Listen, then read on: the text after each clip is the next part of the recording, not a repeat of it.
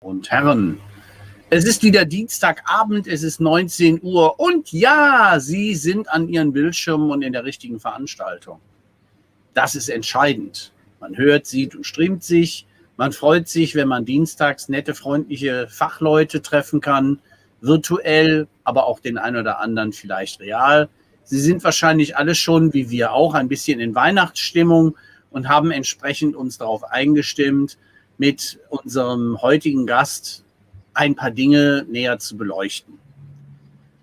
Wie Sie es gewohnt sind, werde ich nun gleich wieder in Englisch überschwenken und unser Gast hat uns gerade eben noch erzählt im Vorgespräch, dass er einen entsprechenden Background auch mal bei einem deutschen Arbeitgeber hatte. Anand Thaker, welcome to our little Konvos show. We are very grateful that you could make it and that preparing more or less the last minutes and days before Christmas Eve, we stole you from your family out of the friendly environment and got you in a working environment again. So we would love to share some thoughts and some ideas on marketing technology, some forward-looking trends, because we are not a stock holding company and we are not Salesforce. And I'm so happy that I can say you can make any decision you want in investments on our tips, expertise, and so what. We are not justable for that, and it's on your own risk. Yeah. So Anand, the floor is yours, and I would be more than happy if you say something about you for a starter. Oh, sure. So first of all, Rolf, Marshall, Thomas, always enjoy having a conversation with you, whether it's over chat or in real time. So I appreciate the opportunity to, get us all in a virtual room and have some good conversations that we're going to have coming up. So I'm as you mentioned, very much involved in the martech industry. I've been I had a company that was my seventh venture, was acquired 2 years ago. I'm certainly winding off of that. Since then, I've been primarily working on helping performance executives and advising them on various aspects of business growth using martech, and actually many of the things we talk about as a lens for how they should operate moving forward and engaging with their customers. And as you alluded to as well, I do work with investors who are trying to, one, navigate the martech space, but also from the aspect of understanding also as well, like not just private investors, but in the public arena as well, understanding and following the martech space as a way of understanding how the future of business will operate and work, and where the growth opportunities will lie for many companies. I used to work for in the various other spaces, the financial market space, as well as the energy space. So I come from a lineage or legacy or corrupted by, very disciplined data, oriented industries. And I've certainly been waiting almost a decade for marketing to reach its peak in terms of its usage of data and developing its discipline. So, I'm certainly looking forward to having that conversation with all of you in terms of what the future is going to look like over the next decade, and certainly some aspects of how martech really overlaps with customer experience and CRM as well. So, but yeah, I'm glad to be here and looking forward to, really getting into the weeds of what's going on in the world today, aside from what we read in the news. Well, it's approaching Christmas, I guess. What have the past ventures been about? Yeah, it's been a variety. So the last venture was really about decision making. So it was a decision intelligence platform that helped executives make strategic or high level tactical decisions. And a lot of that really does relate to three different aspects. One was, your traditional marketing aspects of competitive intelligence, trends. Another pillar was about what we talk about today, and mostly in CRM and marketing technology, the engagement with the customer. How do we, orchestrate a lot of that? Who are the influencers? Really understanding the brand and the customer engagement. And then the final pillar, which is sort of the future of work, I guess, is really understanding a company's internal workings, the people, the assets, not just the financial assets, but what kind of, and not just intellectual property as most people would think of it, but we're talking about, what are the partnerships, what are the relationships, what are the talent of the people internally, and and then taking all of that and mixing it together. It's a very complex set of variables that we've put together that I've learned and adopted from the previous industries that I have been coming from, and trying to apply that in this particular capacity. So in short, it's a go-to-market decisioning platform that's like having a management consulting company in that area in a box. And that's really what we were trying to enable a lot of companies to do. And we were acquired by, I guess I could probably speak to more of that in a week from now, since it will be our 2-year anniversary from the acquisition. But we were acquired by a large strategic management consulting firm who is really looking to understand how do you evaluate the next go-to-market strategies moving forward in the future. So, and now finding my words, some of the previous ventures, I had a consulting company coming out of Silverpop when I started on my own, helping marketing and sales be very much aligned. A lot of companies would bring us on board for our technology expertise and want us to, as you all know, right? I can't stand my tech stack, or I can't stand this technology. It must be the technology. We need to flip it to something else. And more times than not, it was more about transforming the way that you needed to operate those two functions, those two areas, and incorporate that into the larger businesses. Some of the other ones were building an algorithm for commodities trading. One of the ventures was a marketplace for renewable energy credits and carbon offsets.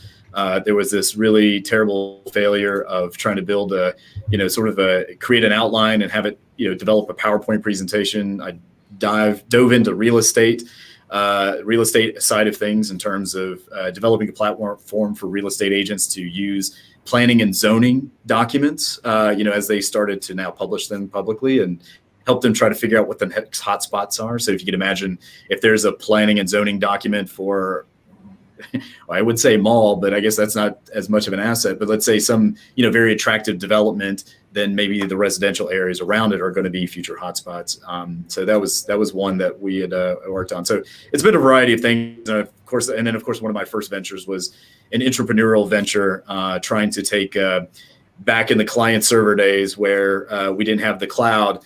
It was trying to embed an Excel-like functionality into, everyone's software, and without actually Excel, bugging us, or Microsoft bugging us. So a very eclectic background on a variety of different fronts, and I've really appreciated the opportunity to bring all of that. It's really glad to my investors and team members who took a chance and risk on that on those fronts. So and of course, obviously I've been serving on many different startups that are rising, or helping companies or businesses as well. So I've had a lot of different views and perspectives, which I've really enjoyed, and certainly like to bring to whomever I work with, and to the industry as a whole.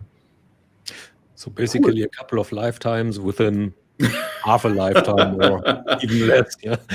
Yeah, I don't know if that's a good thing or a bad thing necessarily. What a fast-paced life. One curious question from my end. Would I know the company you have sold your last venture to? As you say, a strategic management company. Yes, you would know the company that acquired us. Absolutely. It's I can say it's one of the top 3. And, one of the things that they were looking to do, as many strategic management consulting firms are doing, is really trying to change over the sort of the 20th century frameworks that they've had that were, really oriented in the manufacturing era. Sort of the industrial era, where basically moving people and machines, optimizing that was one of the basis for many of those companies to exist.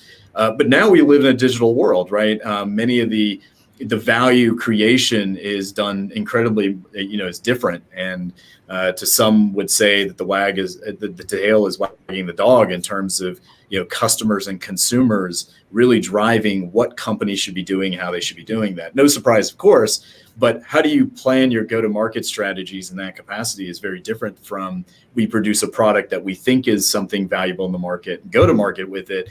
It's more of listening to what's going on in the marketplace and then working on developing those, that platform. And of course, we see some of the best high growth companies today really adopt that. And how do these consulting firms and even agencies, as we know, agencies have been struggling, and there's been a lot of turmoil in the reinvention of how agencies, help brands engage in, with their with the brand's customers, or, being able to understand how to listen as well.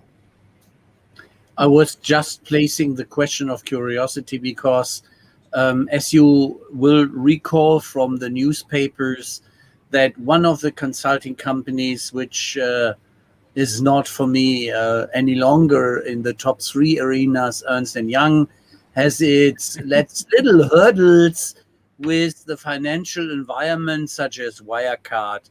And I honestly had a personal experience with them where they sold themselves as the smarter and more clever consultants and guiders to a customer who was in a complicated situation, and they costed for 3 months what we would needed for 2 years in consultancy fee, and they simply consulted crap.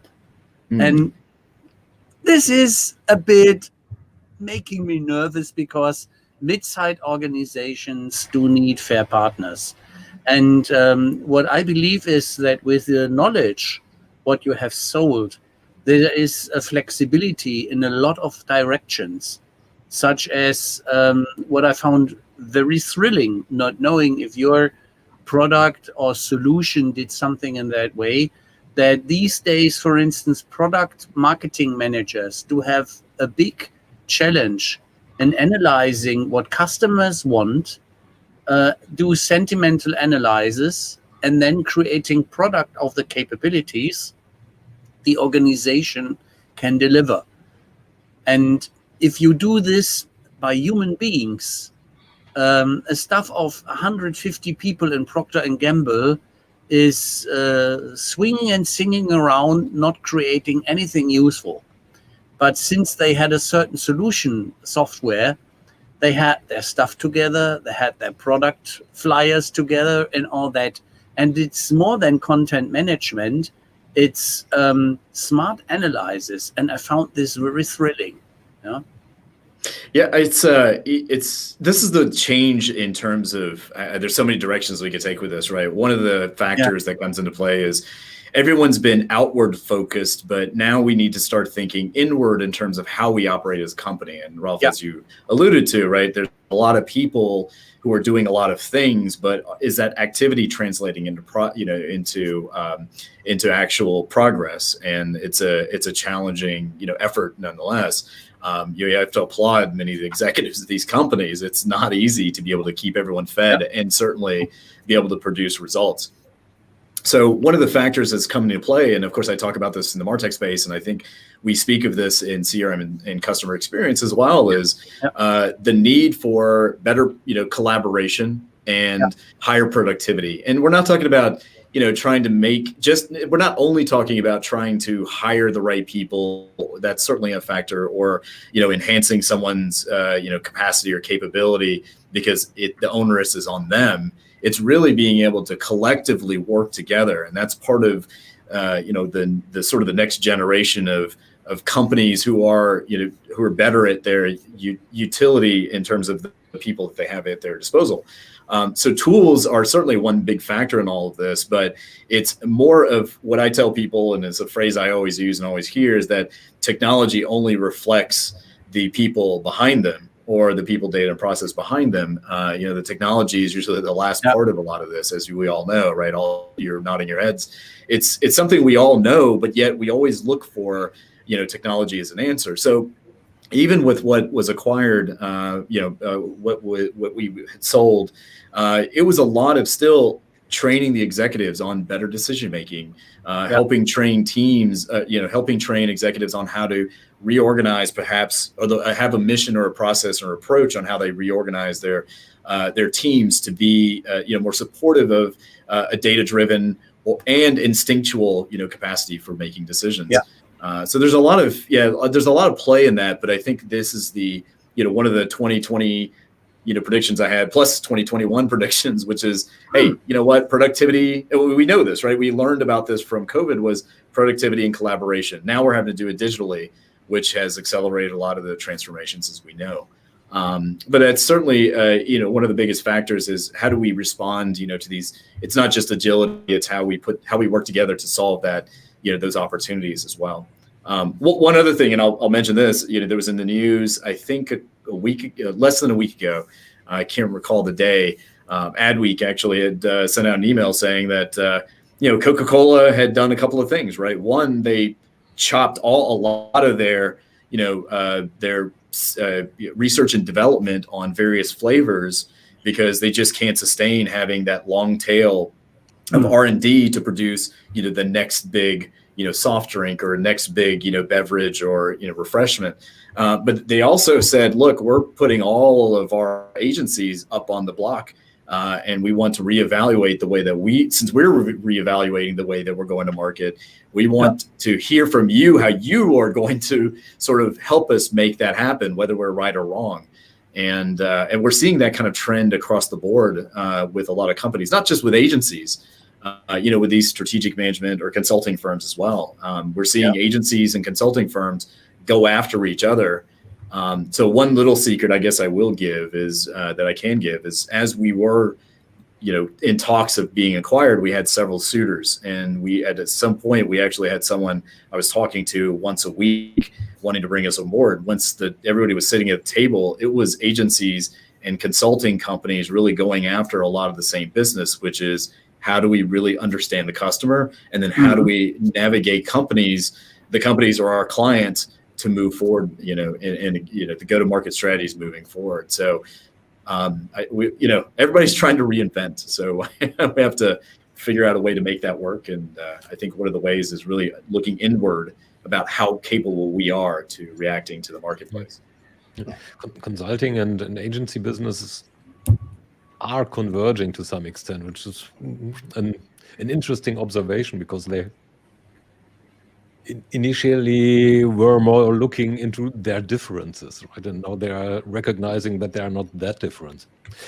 But something that you said before is quite intriguing, especially in terms of, this COVID thingy that we are in right now. You said a lot of what you did before was also about educating the management people to educate their people. So now the overall setting changed tremendously since February, probably. So how do you see what you did and what you are doing help or change what managers are doing? Or the other way around, how do they need to adapt to educate their workforce, to train and empower their workforce that is more dispersed around the planet right now? Yeah, I hate to give you the answer. It depends. But one of the things I do, and as you guys all know me, I mean, we've known each other now for a couple of years, or if not more now, and at various capacities. I don't really spend a lot of time, talking to large audiences and speaking to that. Instead, I've been mostly focused on a lot of these leaders and working on elevating. There's some gratification on helping them be better at what they're doing. And so one of the common threads that's occurred has been that management has been still trying to understand, while they're understanding the market, they've lost kind of sight of what's going on internally outside of maybe like financial metrics or various KPIs, but really being able to have a culture that works really well together, that perpetuates itself, is one of the changing factors. So that's one aspect. Is, while I'm not a culture development expert, I will tell you that up front. I mean, I know red flags. I know certainly signs of good ones and bad ones, and certainly make investment decisions on them. It's kind of like good art, maybe you know what you like and see what you like. Yeah. But there is something to be said about understanding what your mission and what your purpose is in the world. Like what aside from the products or the services you're producing, why do you exist, right? What is that purpose? And that's one of the statements that we like to try to go back to is, why do you like doing what you're doing? Put the money aside, put the notoriety aside. Why are you doing this? Why are you at this company versus another company? Or why are you producing these goods and services versus something else? And going back to that, and there's better consultants than me doing that, but it's one of the conversations that either they have to have with themselves, have to have with someone who's an incredible expert, or if I happen to be around and that's the conversation we need to have, that's very important. Because if you can't relay that to your people, they can't feel like they're part of a bigger picture and understand their intention and their collective purpose moving forward. So that's one kind of very overview, overarching factor that comes into play. Another one that I do get a lot of, again, it's the, hey, Anand, the technology, can you come help us, understand, like, from a technology or a data perspective or an operations perspective? And yeah, that's great. I can certainly come and, we can certainly work with that. But then we have to look at the executives about how they make decisions, being able to understand, are they surrounding themselves with the right kind of people who will question them? Also be able to support them and go full support when, a decision is made. So being able to understand how to make critical decisions is an invaluable thing. And it used to be what was it called? They called it the biggest voice in the room, or the largest, highest paid person in the room, hippo, or this is what a lot of executives used to use. But the reason that many of these executives are where they are, is because they have a certain instinct that they aren't relying on.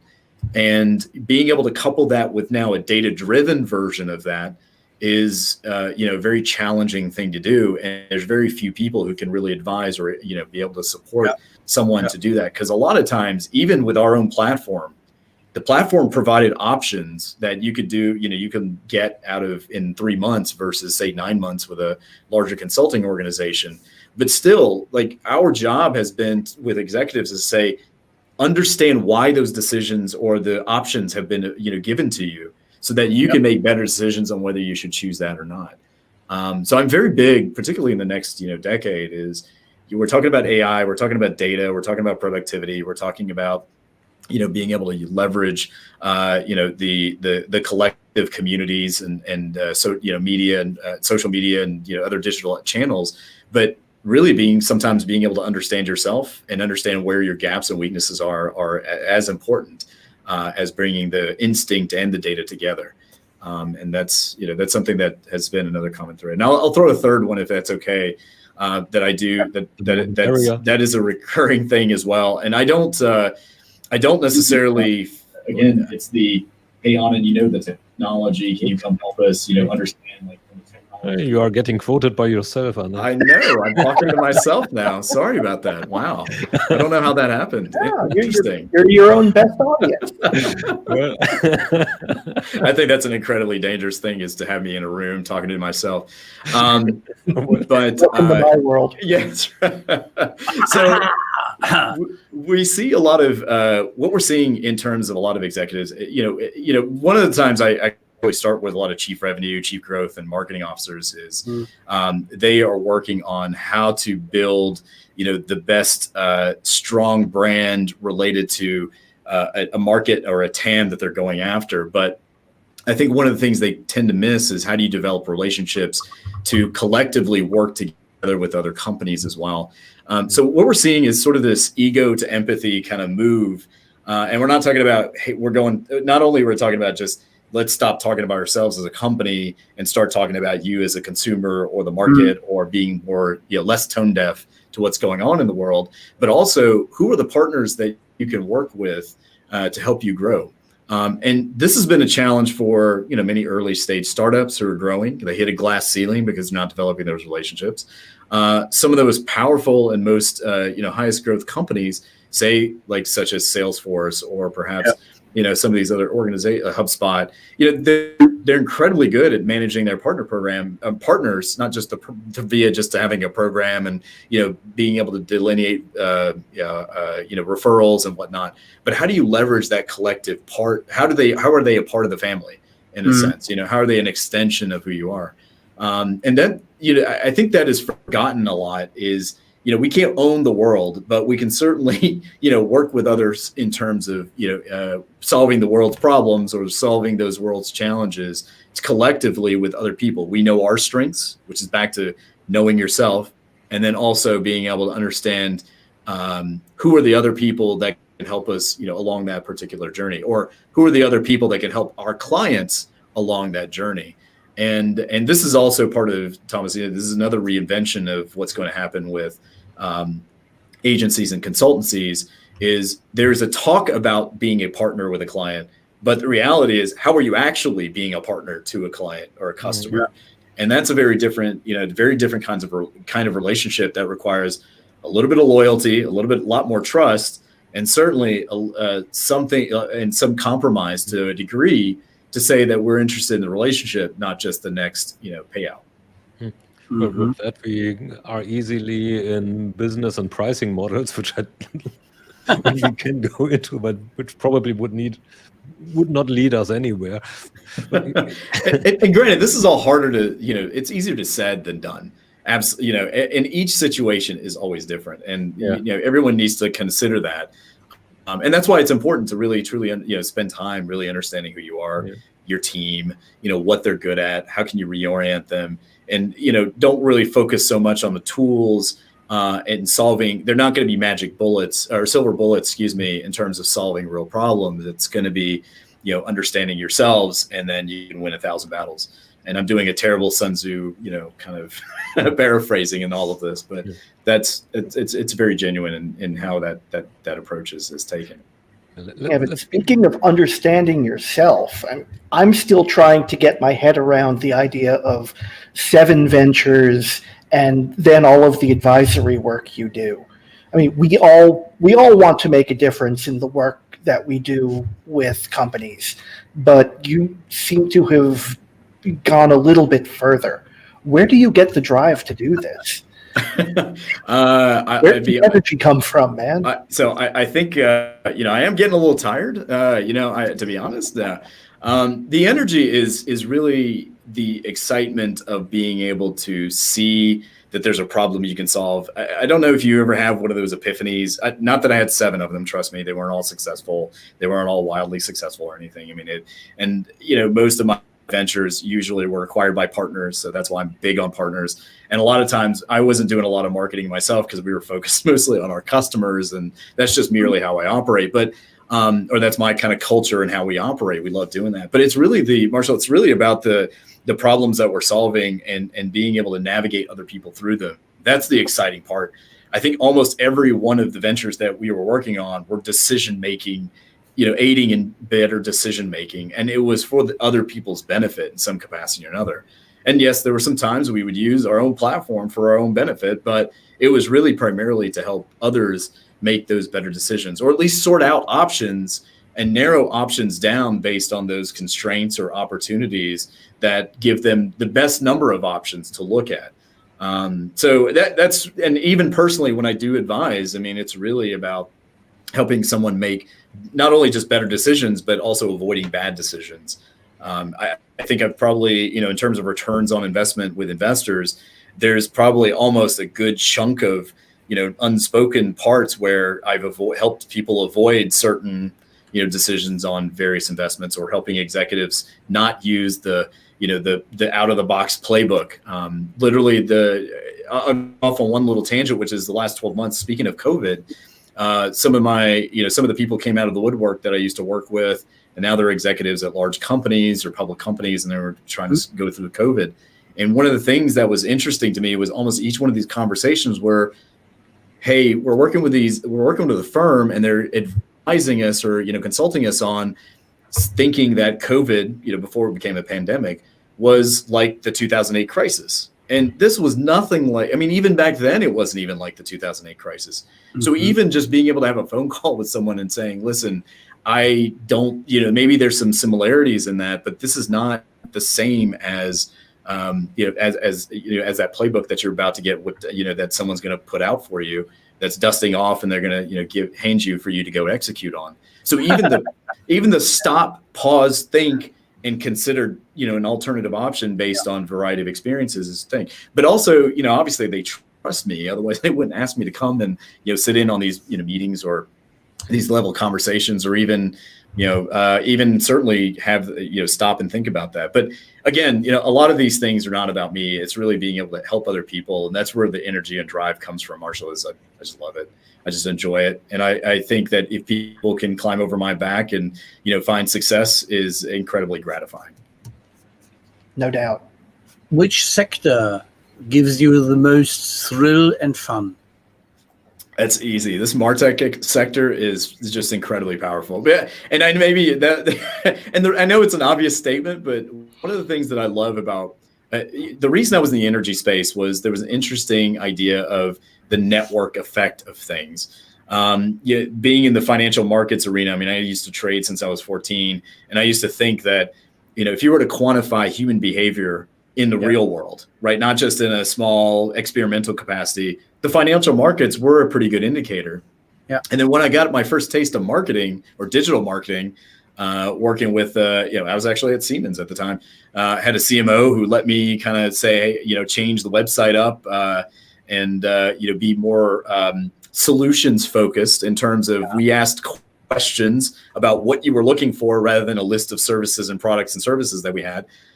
Getting a taste of that, or analyzing log files so that we could, tell our sales team, sales individuals that, hey, someone looked at a website. Maybe you want to find a very non-creepy way to call them and reach out, because obviously whoever is first to an RFP or having those conversations wins the game.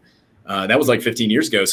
But getting a taste of that and recognizing that the power of the internet in terms of communicating, influencing, which we all now know today is very true, is a very powerful, very interesting thing. But the martech space itself, as you all know, right, and there's other industries that have a similar capacity, and we include, in my conversations and analysis and time, is we include CRM and CX and customer service and a lot of those arenas. Watching the movement of that space is almost a meta conversation of business as it is, as I mentioned earlier. So if there was the greedy part of me talking, it's literally learning about the space is how do you understand how to invest in companies in the future, and also recognize which ones are very hyper hyped, in that way as well, and to avoid them. Overheated. That's right. My, let's say, cautious assumption, if I go for the financials market, but in the industry sectors, where would you think would martech, especially if we focus on digital and inbound, where would be the next big leverage effect, the next free lobbying, leapfrogging, sorry for my English, opportunity? Because I was wondering, if I analyze a bit, there are some nice, intelligent writers also in Germany, which publish their new work, Inbound Marketing, for the second version. And they utilize a lot of the stuff. The guy is smart. He has been marketing boss of Deutsche Bank, and he had it.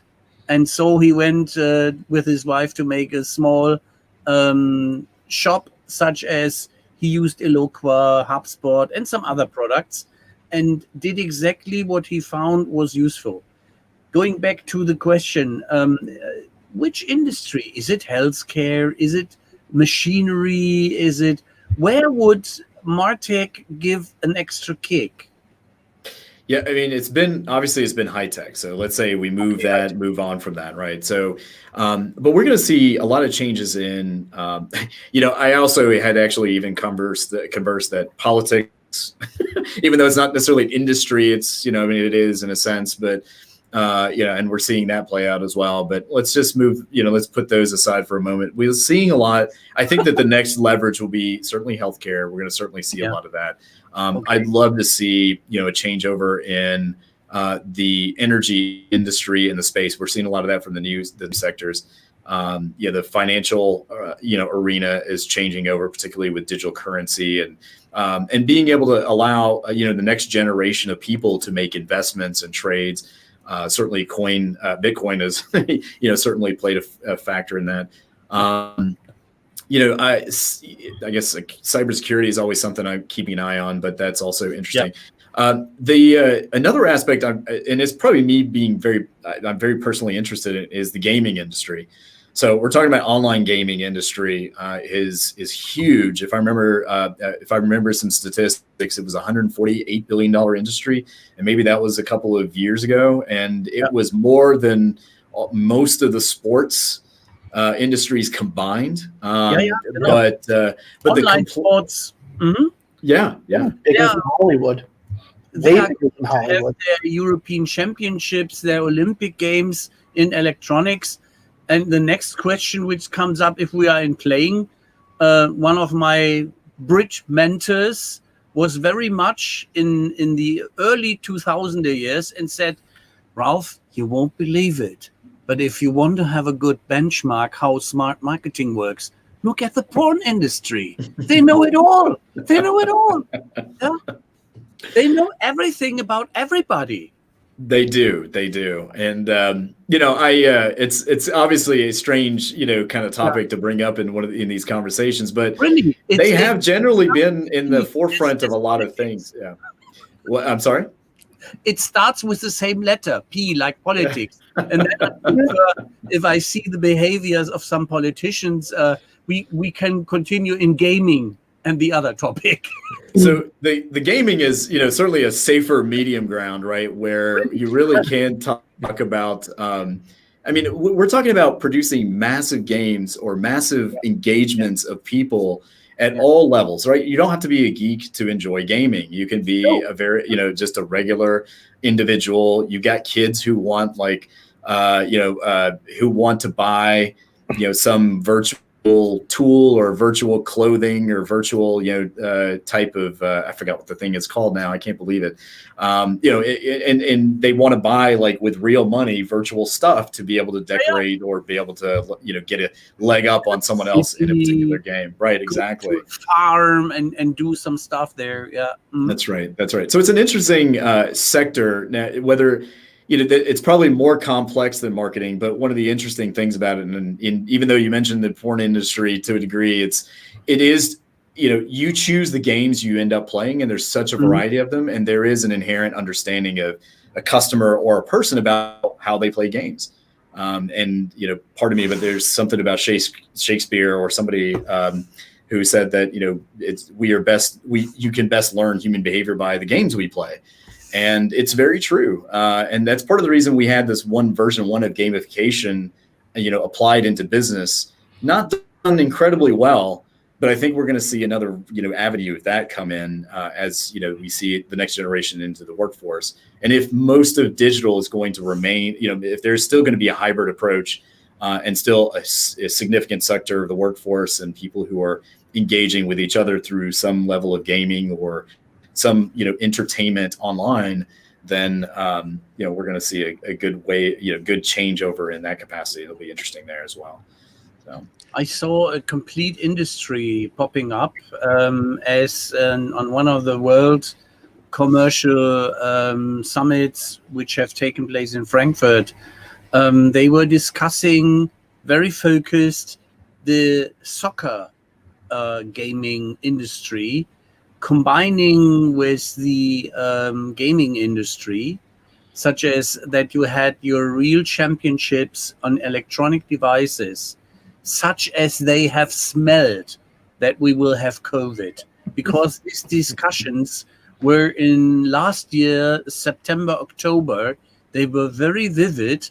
And for instance, in my local region, the Minister of Sports and Culture and for the Interior said, I will not support electronic sports. This is stupid. They have to be healthy outside and all this.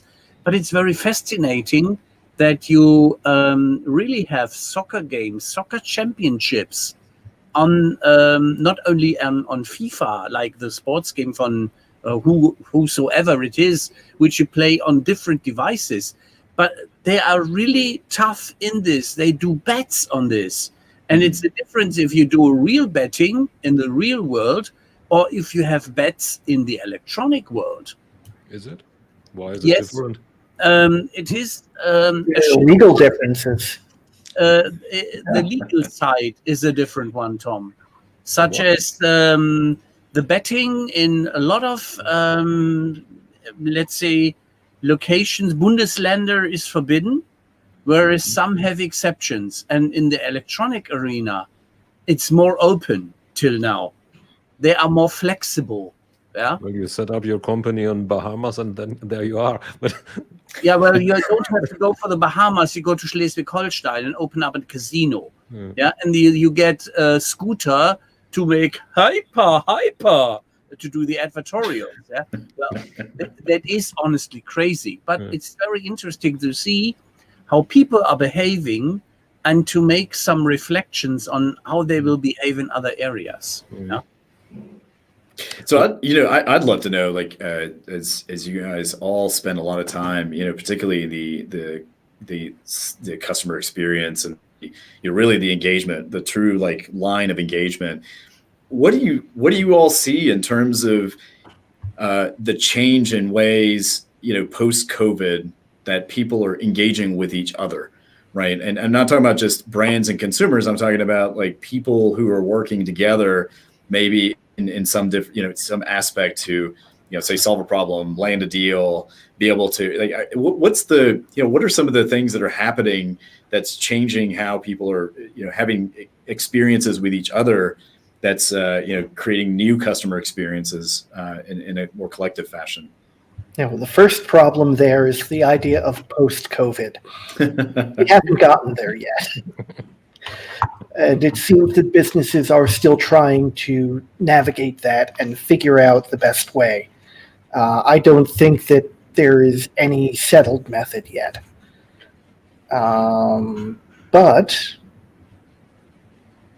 I've opened a sentence that I'm not sure I can finish. There's certainly a lot of uncertainty. You are Google, Marshal.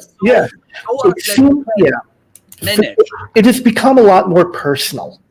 Yeah. It seems. And a lot of that is just by nature of the fact that we're all working from our personal space now. There's much less work being done in offices, more work being done in home offices. It changes the attitude of everyone involved. And there is more sense of survival as opposed to just, success and the next deal. We're all trying to hold on a little bit more than we are just, trying to make it to the next paycheck or the next quarter. And I believe that has had a humanizing effect on the way we're doing business. I like that. I have to be honest. Because granted, we are all in the business of making business better, but I don't like greed. And sometimes it seems that when things were good, when everyone was prosperous, the prosperity was a little bit too one-sided, if you get my drift. And maybe I'm just being a little bit too much of a business hippie right now. But I think and I feel, and from what I've seen, I think that I can back it up, that things have leveled out a little bit. We're taking a slightly better care of one another in terms of how we're doing business. And that can't be a bad thing. do you feel like, like now that we're not in a mutual conference room, we're virtual, we're taking times to really personalize our backgrounds or, explain where we are? Do you feel like we're, developing more empathy for each other? And because we're isolated, we're, spending more time figuring out what's going on in the world as well, whether it's social justice or whether it's poverty or whether it's, political unrest or. It is a fantastic mix, such as you gave me my buzzword, because I created 3 years ago the terms empathisches CRM, empathic CRM. Mm-hmm. And at that time, nobody was really listening. So I'm used to that because I'm always a bit ahead. Yeah, I'm running up front. And for instance, if I worked for Swiss, they had, Ralph, you are always ahead of us. Don't run too fast. You will lose us. Yeah? Which is honest and which was true. But this is, if you have a certain role as an energizing leading person, envisioning some stuff, it's that. Then the next thing is what you see as a trend is looking more into a fairness approach. And not only in fair trade in the way of looking for a better world, in seeing in sustainability and fair trading and fair partnering, which is extremely important, which is also covered by empathy, not taking as much as I can from somebody's wallet, but make it that both of us can better survive. In Germany, after World War II, they invented something called soziale Marktwirtschaft. Tom might help me in getting it in DeepL properly translated. Social market economy is literally translated. Yeah, and it was a fair fifth opportunity or a fifth power, which, as we had politics, it was a unique approach of guiding the market and have the right of a certain kind of interference through the state. Not that you become a socialistic planning organization, but from time to time when it was needed in monetary funds, and what we have as currency policy in the large leading banks and all these instruments which are known, there was one more. And the sense behind this, a restart after whenever it will take place, COVID, will need something like this social Marktwirtschaft 2.0 to make a Wirtschaftswunder 2.0. Yeah, the economic miracle. Yeah, we had it. We can do it again. Yeah. And it is the sense that very clearly mid-market organizations which have a lot of smart brains, which do not have the money, this idea which came from India, that they have the microcredits for people which have innovative ideas but hadn't the money to do the startup thing. This is coming again. I hope that this this spirit will take forward and will go forward, and that people are seeing that if they do stuff together in small cooperations and cooperatives, that we would have, let's say, a revitalization of some organizational structures from the legal aspect, that we have no more stock market driven organizations, but more people driven organizations which care more in getting the neighborhood safe, sound, and prosperous, and clean and nice. Yeah? Instead of there is only one house who can afford slave labor and who has the big car. So I'm not the real capitalist. Yeah, I vote for back to politics. Crazy. I'm more in that area that everybody can survive on a stable and fair and honest way.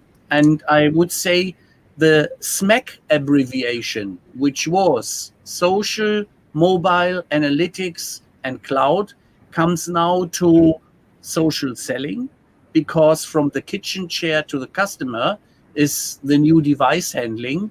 Yeah, I have to build a new attitude, a new trust building attitude, and my kids are around probably if I have small kids, or my pets, my cat, my dog. So it's a completely new setup, and presentations get different, and you have to treat and train people different. Train your salespeople that a check-in, such as "How are you today?" is better than "Okay, this is the contract, there's the signage, do it now. I have no more time. Make your signature." That will not work. Never ever. Yeah, and Didn't really work before as well. yeah, well, there are companies which claim, which we have already mentioned, that they do business like this, and they send you an aircraft carrier on people to overwhelm you, and you buy then the blue cloud, and afterwards you have to pay the bill, and you wonder, yeah, but you will never recover. Then the M, which was mobility, is more that it goes to mobile device management, because you said cybersecurity is a good buzzword, because one has to manage the new digital workplace behaviors, and security is a very important one. Then master data management and mobile device management come to the point that with clean data, we can make a lot more out of the market intelligence and the martech stuff, that it's working for us if we fill it and feed it properly. And the analytics stuff is going more to AI, artificial intelligence and analytics, because I love to have the helping hand. And what you said in the last company, such as that you advised managers and management and decision-making people, which could be a smart decision, aside of what they came up from their own brains and from their own circle in the meeting, that this is a helping hand which is encouraged and hugged, such as, yes, I love to have some advice. And then the C for the cloud, crap, standard. It's customer. Yeah. So the cloud is no more sexy and future. The cloud is simply, it's there. And only the German angst is driving people to go into the cloud, because if we clear the privacy and the, yeah, Tom, it's okay. Not into the cloud, out of the cloud, into the port. The aspect is that if I see all the people which were moaning last week that 1 hour during nighttime in the US, Google was not available with its services, show me the mid-sized organization which has an administrator who is running around in the middle of the night and fixing the problems your IT has. It's not existing. Yeah. So these people in Google did a fabulous job. And I'm happy that they managed in 1 hour's time to get it done. So are these aspects which will help us to recover, that if we look for the customers, the people, and sell them what they need and not what we are able to sell them, in the way of, I have only brown bread and you wanted white bread, but I have only to sell brown bread, so eat brown bread and buy it. Yeah. In these times, we need to be very fair and honest and sell what they need and not what we would love to sell them, because we have more margin. That is the aspect. So what do you feel like then, because bringing to that point then, how are you feeling that companies are doing in terms of listening to what the marketplace wants or the customers want? And, not just, I got a list of, bug enhancements to my platform, or, here's my, wish list in a forum. I mean, how are companies now changing the way that they're thinking about, or how are you all seeing, companies change the way that they think about, really listening, as opposed to just simply, talking and sharing and promoting? You just hit onto the core of the value proposition of the CRM evangelist. the Smart guy. Right. We'll send you a We only talk with smart guys, don't we? predominantly, oh my God, didn't have enough alcohol yet, with guys who are smarter than we are. No, but back to the question. 11 o'clock for you. What we do see is that they are not really listening yet. Bingo. So what we put it a bit graphically on our pitch deck, which has two trajectories that are passing by each other. It's customers and their vendors. And this is because they don't really talk to each other. What we would like to achieve and what we would like to see is having them orbiting around each other so that the customer can get what the customer needs. Means the end customer, the customer's customer, so to say. So this is where we would like to get to. So, and that is not only about listening, it's about conversations. Yeah. Yes, and there we are. Well, we could extend now on your very first question is, how does it change? How did it change? Well, people talk. They do. The sales guy, as it was earlier, this old normal. Yeah. They went there and talked to their customers if they were good sales guys. The bad ones took the club and sign here. Yeah? So now, what did change? They personalized as well. They needed to personalize to build the trust. So now they can't build that up physically anymore. So they do it somehow electronically, virtually, which is something that is still developing. You see all those videos with bedrooms in the background. Yeah? Larry Ellison in his keynote. Pink yoga ball even. Pink yoga ball. And I quote only Ellen. We're just lucky he got dressed for that interview. Which is consciously or unconsciously, I think, a way to relate. Yes. Now look at your kids. How old are your kids? I never asked you that.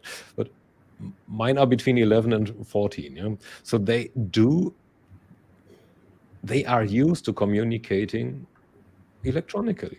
Yeah, they were born with it. They could walk next to each other and send each other texts instead of turning the head. Yeah. So these are the ways I do see it developing into that communication will not require us to be next to each other anymore with evolving technology. And the next thing is avatars, holographs. Yeah. So do not have a Teams meeting, a StreamYard event, but have a holographic event, where you basically see each other or feel like you're sitting in the next room, in the same room. It's been like Star Trek. It's been like Star Wars. Like hologram. The holodeck, the holodeck, and in Sequest, where you have the advisory out of a hologram, which was existing. Also, we had the Doctor in one of the Star Trek episodes because they lost their real Doctor. They had a hologram, but it was intelligent. It learned just through the series, and it got new capabilities. It was the Voyager's Doctor, right? So. Yeah. Exactly. Thank you. A real person, essentially. Yeah, and went beyond its programming. What is so interesting is to see that the conversation part is so important because then it is no longer that you squeeze and tease them into a survey, but you get them by their free will in exchanging ideas, wishes, and something like that. This is one of the secrets. Professor Simon, who was doing a lot of research in pricing agencies and in how organizations can manage complaints to their advantage. If you do not listen in the worst moment, which can happen, that your customer is not satisfied with your solution, your product, or your service, and you just try to get it out of the way and not helping him up and getting a better experience than he had before, and that this experience is so superb that he loves to tell, okay, I have been in shits with them, but they managed, I'm happy, and I can recommend them. It's a cool product. It does what it has to do, and the service is superb. Yeah, this is what I love to go for. And if you see the partnerships, how large vendors mistreat and misuse their partners, and it's more like lemon squeezing. How can I get some coins more out of them? It's no longer fair dealing. If you go, for instance, to our friends from India, they are still in their starting positions, and they are biting left and right like little fleas into the large established organizations.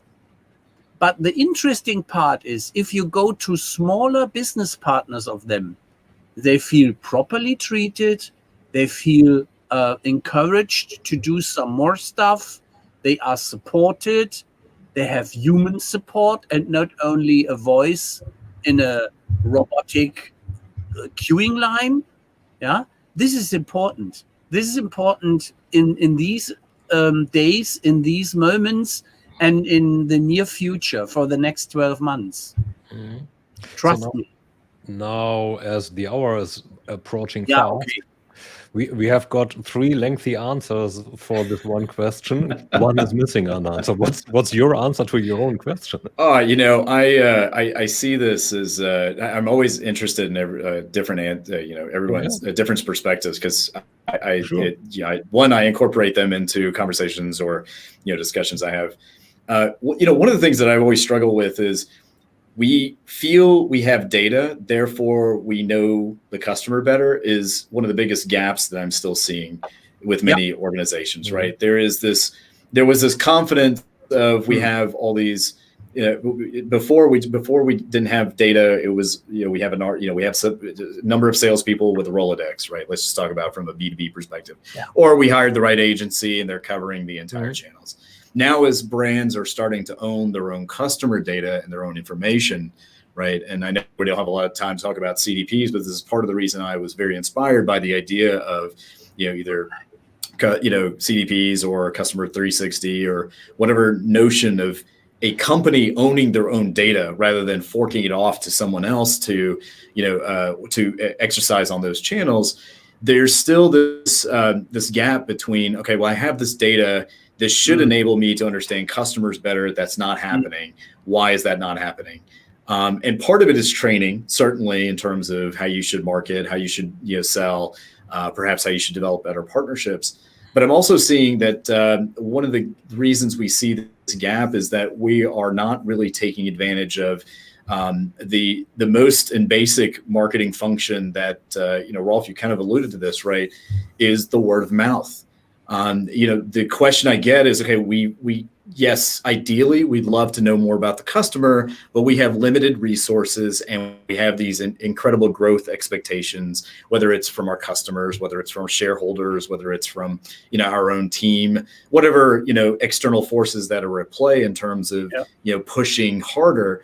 But one of the things that, one of the factors that comes into play is having good experiences with a few, and then being able to tap that experiential, relationship to blossom into other referrals or other words of mouth.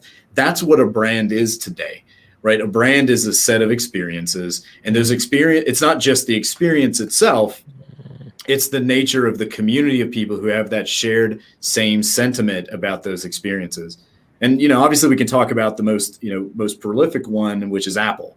Right, their culture, people were buying Apple regardless whether it was the best thing in the market or not, because their experience with Apple plus the experience with each other in that ecosystem was incredibly powerful. And we can see that if you could pick any company that's incredibly successful or has grown in the last decade into the top, Fortune 100 companies or whatnot, many of them that have grown in this last decade share that same trait.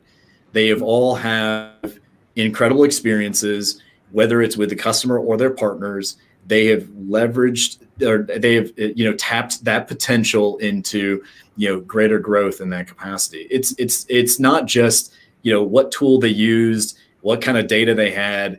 It's this particular experience that was very powerful. So when people do ask, like, how do you take that experience that takes a lot of effort, on an individual one-to-one basis, and then scale that? It's not hiring, tens and thousands of salespeople or whatnot, at least not in the beginning. It's really being able to unleash the potential of that person being your salesperson within the community, as a customer, as a partner. Yeah. And treating your partners, as you said, Rolf, better is important. Although there is a flip side of that coin where partners tend to, they're battling against partners who really don't do much or contribute much yet want the world. So there's a, two-sided coin of that, but that's the same as customers and consumers as well. But yeah, being able to develop a smaller group of good experiences and then and untapping that potential is a very powerful growth engine that a lot of people don't take advantage of. And that is the definition of a very powerful brand, is that having that within a community. Which makes up for kind of the perfect closing word, I'd say.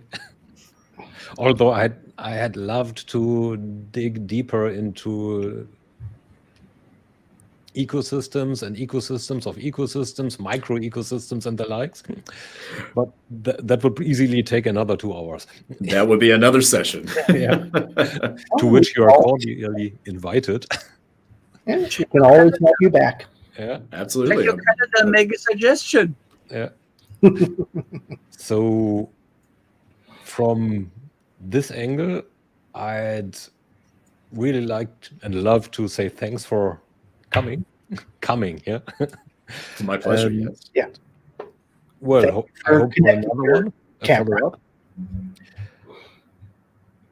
And what I'll do now is I'll just go